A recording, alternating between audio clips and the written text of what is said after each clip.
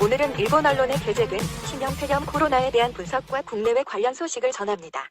중국 중부의 후베이성 우한시의 중심에서 신형 코로나 바이러스에 의한 폐렴이 확대되고 있는 가운데 중국의 국가위생건강위원회의 전문가 그룹의 한 위원은 바이러스의 잠복 기간에 대해서 현재의 병례에 따르면 평균 7일 전후인데 짧으면 1, 3일, 길면 12일이라고 말했습니다.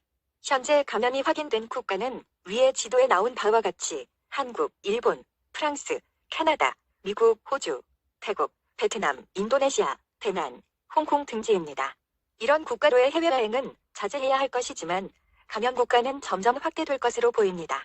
미국도 5명이 확진 판정을 받았으며 캘리포니아 오렌지 카운티로 우한에서 여행 온 중국인 환자와 우한을 다녀온 아리조나 주립대 학생과 텍사스에서도 익명자가 격리 수용 중이라는 소식입니다. 상기 그림은 코로나와 유사한 형태의 바이러스 일종인 사스 바이러스의 전자현미경 사진입니다. 상기 그림은 코로나 바이러스의 이미지로서 코로나가 리보핵산과 단백질로 구성되어 있음을 보여주고 있습니다. 신형 코로나 바이러스와 과거 바이러스를 비교해보면 환자 수는 사스가 8,000명, 메르스가 2,500명, 치사율은 사스가 10%대로 메르스가 35%대, 신형 코로나는 아직까지는 약 11% 정도인데 확산 속도에 따라 크게 치솟을 것으로 보입니다. 미국의 어느 학자는 코로나 바이러스로 약 6천만 명이 사망할 것으로 예측했습니다. 잠복 기간은 3종류가 유사한 특성을 보이고 있고 환자 1인당 감염인 수도 13일로서 유사합니다. 간염 경로는 환자의 기침에 의한 탈계의 비말, 즉 치매 입자입니다. 공기 전염이 가능한데 우한 현지 의사의 말로는 눈으로도 감염된다 는 말을 하는 것으로 보아서 전염성이 대단히 높은 바이러스로 보입니다. 중국도 우리나라와 같이 1월 25일 음력설을 춘절이라 하여 일주일간 민족의 대이동이 있는데 중국 당국에서 경고를 하지 않아서 중국 전역으로 바이러스가 확산될 조짐이 크다는 것입니다.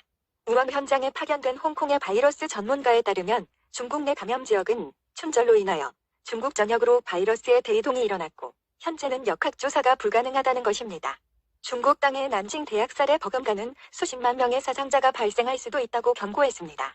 마지막으로 상기 비디오에서 주의할 점은 첫째, 손을 씻을 것, 둘째, 손으로 입주위를 만지지 말 것, 셋째, 항공 이력을 검역소나 의료기관에 전할 것. 참고로 일본은 공항에 코로나 안내판을 발빠르게 부착하였는데 문재인 정부의 방역 대응은 빵점입니다. 다음은 중국에서 일어난 실제 사건으로 병원 엘리베이터 버튼에 계속 침을 뱉고 있습니다. 이놈이 전염시킨 사람만 500명이 넘는다고 합니다. 범행 동기는 자신을 입원시켜주지 않아서 홧김에 저질렀다고 합니다. 이게 사람 세길입니까? 짱깨들 참 별놈이 다 있네요. 거의 뜰갱이 간첩 전파시키는 문파 수준입니다. 다음은 코로나에 대비한 주의사항입니다.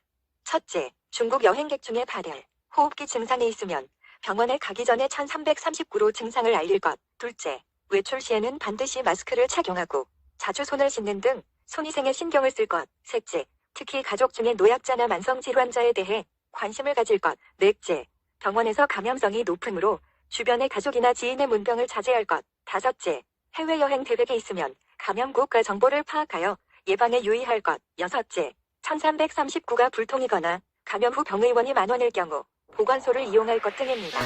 애국우파 국민들은 유의하시고 건강하게 살아남아서 문재인으로부터 나라를 지킵시다. 충성당 결복진 통일 빌딩